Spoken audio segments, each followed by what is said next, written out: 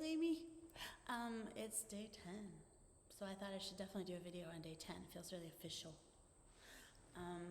Sitting next to the dragonfly bonk window, eagerly awaiting more bonks in the next hour or so.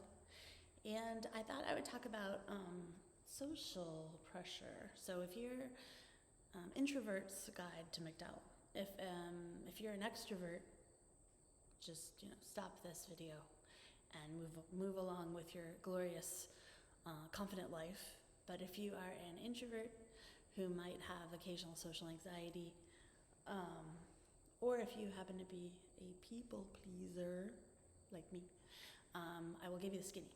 So the rule here is that there can't really be a presentation, which are supposed to only be 20 minutes. In the evening after dinner, they are limited to being every other day. Now, does that rule get observed 100%? No. Also, is the amount of socializing contingent on the personality of the group you're in? Yes. So you kind of have to take what you get. Like some groups are party groups, some groups are more chill. So, and they do say that attending these presentations or these kind of extracurricular fun things like trips to the pond, or for example, last night it was the full moon, so we all trekked to the amphitheater and we hung out on the cobblestone mossy seats and bathed in the full moon for a little bit. So all those things are optional. But do you kind of feel a little bit like a bad friend if you don't go to someone's presentation and you love them dearly? Yes, of course. So it's easier said than done. Like you of course could leave. No one will really notice if you're not coming or give you a hard time about it. But you just feel a little bit like, I'm a bad friend, or I don't know. So I'm, as an introvert, trying to balance that a little bit. Sometimes I love socializing, but it takes a lot out of me, so I find myself sleeping late to recover, and then I have less of a day the next day, and then if there's something every single night, can feel overwhelming to an introvert. So I think that, you could just do the official presentations and skip the other kind of hangouts, and that would be a way to go, because in theory then you would have less and you could have a lot of alone time that way. I find I like to work at night, but sometimes people are hanging out at night, so that's been a little bit of a hard thing for me to wrangle. I'm trying to get up earlier so that I can be available for that, but it's not my natural way, so I may end up flipping back to night work. I'm a solitude lover.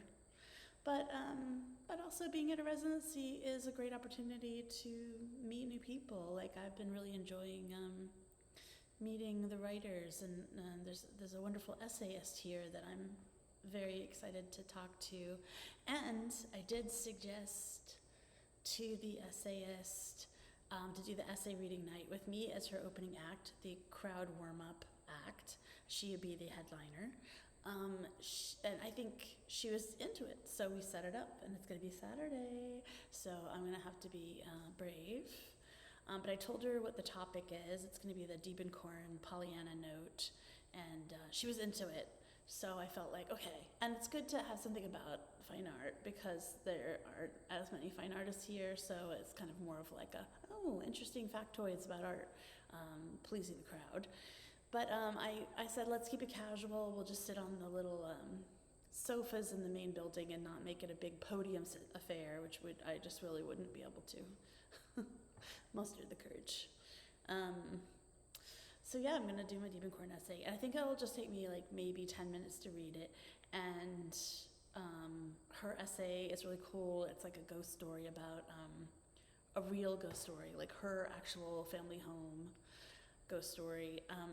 And she named him a funny name, so I think Mortimer or something. So I'm really excited. It'll take 20 minutes for her to read, so I think it'll be a proper set where I'm the warm-up, shorter, and she can be the longer act. So, yeah, we were at the amphitheater last night bathing in the moon, and we just took a leap of faith and scheduled it. So it'll be essay night. We're the only two people here who write essays, her professionally, me dabbling. So we'll see how that goes. And how long have I been babbling? Okay, yeah, I thought I would just take everyone, now that I've kind of given you a little bit of the rundown of the social life here.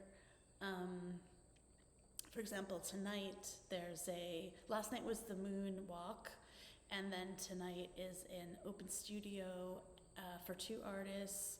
That will be after dinner, and then the next night is a party at the MacDowell photographer's house, and then we have a night off. Then Sunday we're going to go see a silent movie, but yeah, so it can get a little booked up. Last night, though, a composer presented his work, and it was very experimental. These like dueling pianos playing experimental music, and then he projected the score as it played, and it was so cool to see all the musical notes just kind of swooshing, and all the little notes he made to the performers, like it's okay if they don't hear this. This big sound will then deteriorate, and you'll hear the soft sounds afterwards. But he has all these notes to the performer, and none of us are musicians, so we were all kind of wowed in every way. I think also because he's amazing, but in general, just because we didn't know about that practice. But yeah, I'll just take you on a quick little spin around the works in progress, and then I guess on the last video I'll show what I finished. But this is what I've been up to. Okay, so I have this painting, which is based on, I'm still working on it, but it's the palettes of 6 Matisse paintings. And then I'm gonna draw my characters on top. So that's one. And then this one I'm working on is a bunch of tree heads. I think I'm gonna paint it white. And the tree heads may or may not stay blue, but they'll either be blue or black. So it's gonna be more of an iconic kind of painting. And then, kind of working on this one, but I'm not sure how it's going. These are just some underpaintings, blah, blah, blah. This is my finished tarp. This is where I put the paintings that I've finished. So you can kind of see, there's a few things, they're all unstretched canvas. And then this one I finished, these are some works on paper I did here, or maybe I brought a few, but I did some here. And then this is the only big one I finished. I brought that half done. So I'm pretty happy with that, how that came out. Yeah, so I think that's it. It's been really fun to do these vlogs. Sometimes I'm like, I don't know if I have anything interesting to say, but I just bumble through, hoping that somebody's interested. So anyway, I hope you guys are doing great. Amy of Firth reporting. I'll talk to you later. Bye.